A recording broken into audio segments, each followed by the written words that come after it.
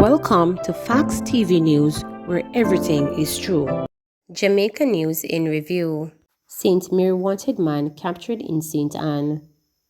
28-year-old Chinloy Spencer, otherwise called Todo, who was featured on the Jamaica Constabulary Force JCF Wanted Wednesday campaign, was captured during a targeted operation in Tri-State District, Claremont, St. Anne on Sunday. Spencer was wanted for murder in St. Mary.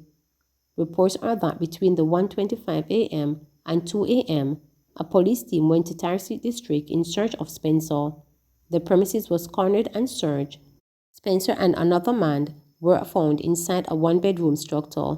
They were both taken into custody. Police list person of interest in Railway Market fire. Detectives assigned to the Kingston Western Division have listed a man known only as Pepper of a Matthews Lane address in Kingston as a person of interest in the recent fires that took place at the Railway Market on Tuesday, February 22nd, and at the Oxford Mall in downtown Kingston on Saturday, February 26. Pepper is being urged to turn himself into the Denham Town Police before 12 p.m. on Monday, February 28, the police stated. Man charged with murder of Grace Kennedy driver. Detectives from the St. Catherine South Police Division have laid charges against a man believed to be involved in the murder of 30-year-old Grace Kennedy haulage contractor Leona Kimi Salmon, whose body was found in bushes last Thursday in the central village area of the parish. The accused, Saddam Morgan, also known as Trakas, a 31-year-old welder of Windsor Heights, Central Village, was charged with robbery with aggravation and illegal possession of firearm on Saturday. Salmon's body was reportedly discovered with multiple gunshot wounds, a slashed throat, and plucked out eyes. The accused is set to make an appearance before the court in early March. Police seize homemade firearm in Linstead. A homemade shotgun was seized by the Linstead police during a snap raid along the Banbury Main Road in Linstead, St. Catherine on Sunday. Reports are that about 11:30 a.m., lawmen were in the area when the firearm was found on an open lot. No one was arrested in relation to the seizure, the police reported. Missing girl age 4 found alive after man and woman killed. A 4-year-old girl who was believed to have been abducted by unknown attackers who shot and killed her mother and injured another woman on Saturday afternoon was found abandoned on a roadway hours after the attack.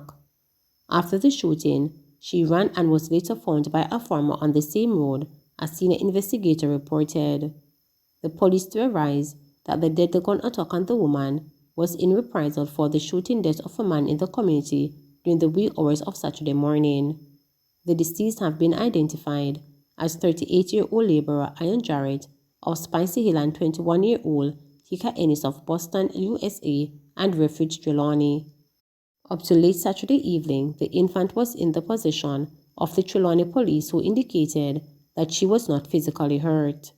Meanwhile, the second woman, who was shot during the attack, remained in hospital in critical condition.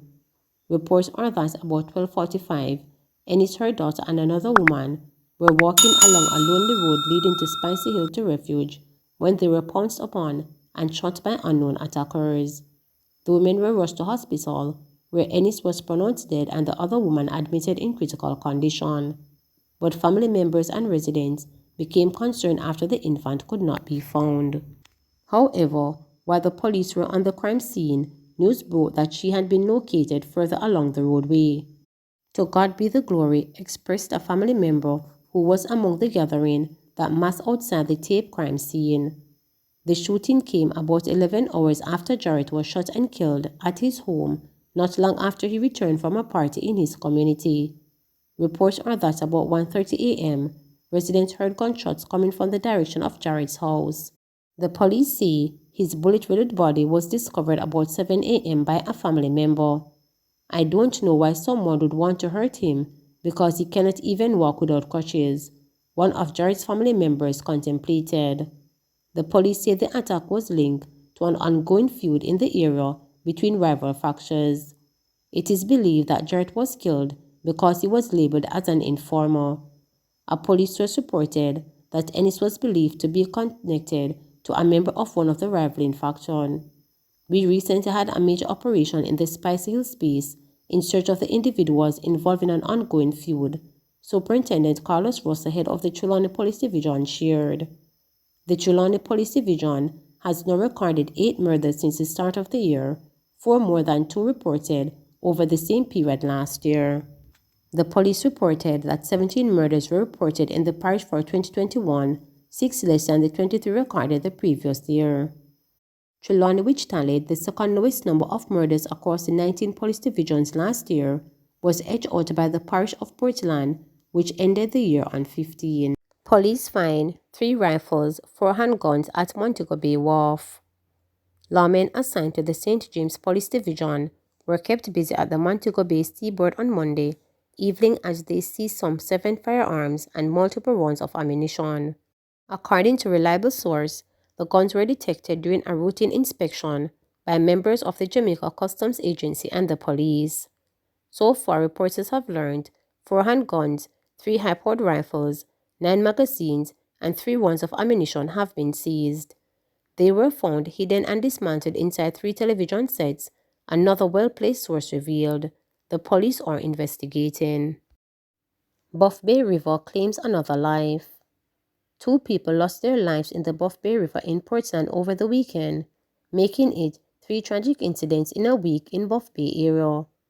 On Saturday, about 2 p.m., 18-year-old chef Romario Grant of Lorna Hill, St. Andrew got into difficulties while swimming in the Buff Bay River in the Core Village area of Plum Valley and drowned. According to reports, Grant was among a group of visitors who went to Buff Bay for a picnic at the river. They were having fun with food items from the picnic laid out on the table when Grant drowned. Just over 24 hours later, 50-year-old Lucille Coleman, a social worker of South Carolina in the United States, was in the river when she ran into difficulties. It is understood that Coleman slipped on a stone and fell and was unresponsive. She was taken to the Onoto Hospital, where she was pronounced dead. Coleman had arrived in the island the day before the tragedy and was staying with her common-law husband Robert of Tranquility, Portland. Friends, family in mourning after missing resort manager found dead. Even though she suspected that her missing father, resort manager Clyde Taylor, would not be found alive, the confirmation of his death was a body blow that left Shamara Taylor devastated on Thursday. It was one of my dad's friends who called to say they found my father's body. When I heard, my body went cold because I couldn't believe what he was saying. But we knew it was going to lead to this because the person who my father was, he was going to fight whoever came at him. He was never going to let it go by that. They would have to do something like this to him for him not to come home, a distraught Shamara reported. On Thursday, the 65-year-old employees, friends and those who work in the tourism industry struggled to come to grips with the tragic end to a nightmare that began last Saturday. That was the day he was last seen telling his sister, Vanna Taylor, herself a well-known player in the tourism industry, that he was headed out for a few hours. He allegedly left his home in Salem Runaway Bay for Ocho Rios, did a route check-in with an employee via phone and then vanished. It was unlike him to not notify relatives about his whereabouts, so the family's hope that he would return safely to them began to fade after 2 days had passed. Police said Taylor's body was found with several chop wounds in a Nissan Note motorcar shortly after midday on Thursday in the district of Top Hill in Hampton Runaway Bay. I never knew that these days I had with him would be the last days of seeing my father. I never imagined that someone would take him away from us in such a manner, Shamara lamented as she reacted to his death. I never knew this would be a part of me and my siblings' story. The 31-year-old said she recently returned to Jamaica from Brazil, where she lived for several years.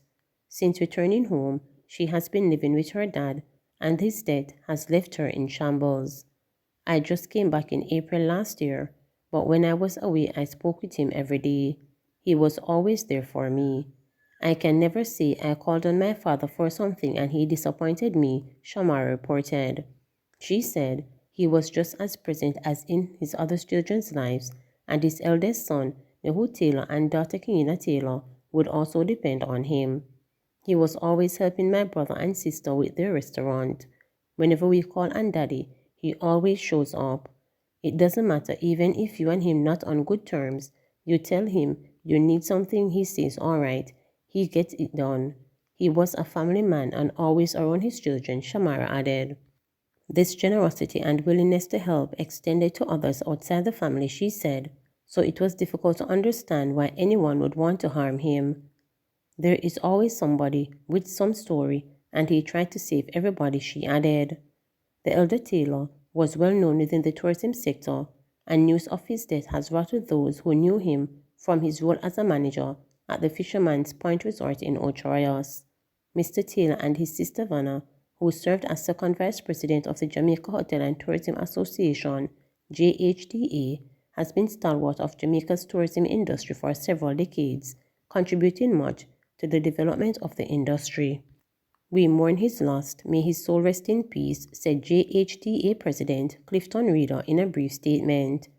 Regional Director at the Jamaica Tourism Board, Odis Dyer, expressed sorrow after hearing of Taylor's tragic passing. This is really such a blow in the industry to have such a stalwart, somebody who has been in the industry as long as he has, to leave us in such a manner. It is very unfortunate, and I'm sending our prayers and thoughts and deepest condolences to the family, she noted. Shanika Rattray, an employee at Fisherman's Resort, was also among those devastated by the news. Mr. Taylor was a very nice person. He is good with his employees, even though he can also be strict when it comes on to his work.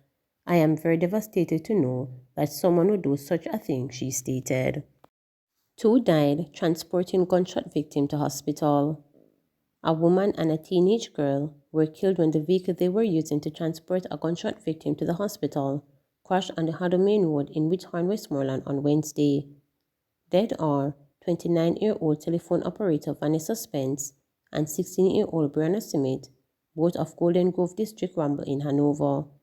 Reports from the police are that about 11:24 p.m., Spence and Smith were patrons at a party in Rumble, along with 26-year-old Alj Ricketts of Accent Ease. Explosions were reportedly heard, and it was discovered that Ricketts was shot.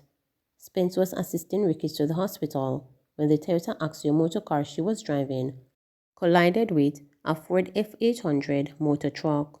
Spence, Ricketts, and Smith, who were also in the motor vehicle, were trapped inside the vehicle and had to be extricated by members of the Westmoreland Fire Department. They were transported to the hospital, where Spence and Smith were pronounced dead. Ricketts died while undergoing treatment. Investigations are ongoing. 27-year-old St. Elizabeth farmer charged with illegal possession of firearm.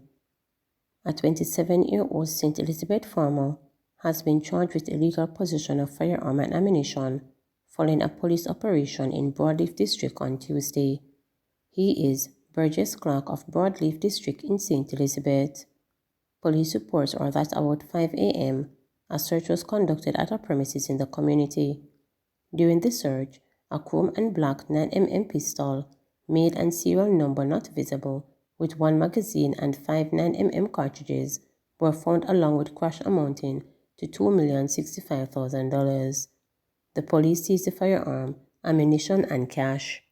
Clark is scheduled to appear before the St. Elizabeth Parish Court in Santa Cruz on March 9.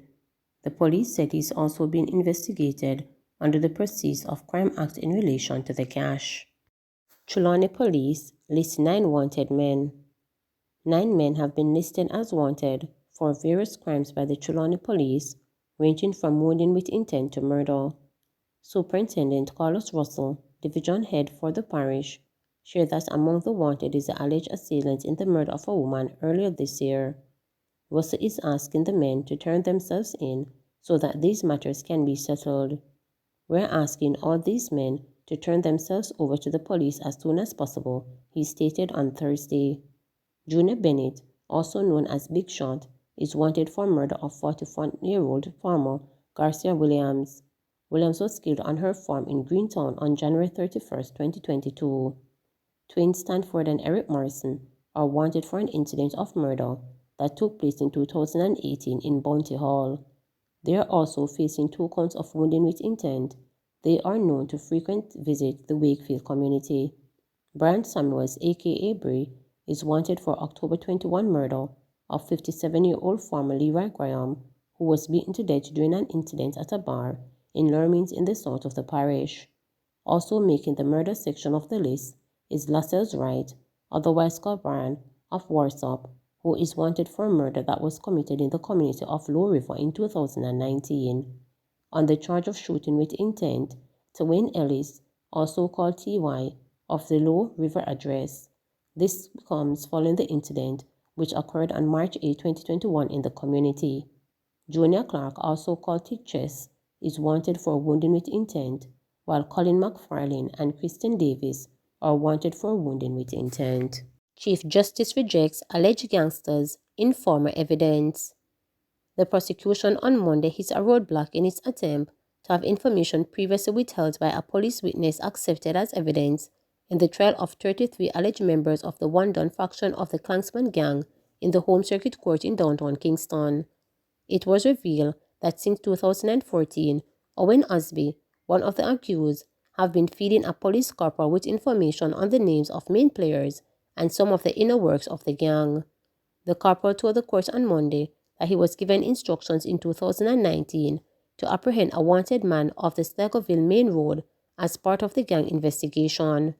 Upon carrying out the instructions, the cop said he was arresting a man he recognized as Mikey, who was identified in court as Osby. The corporal took him into custody but failed to share the information about his dealings with Osby to investigators. In fact, he told the court that he came forward with the information in late 2021.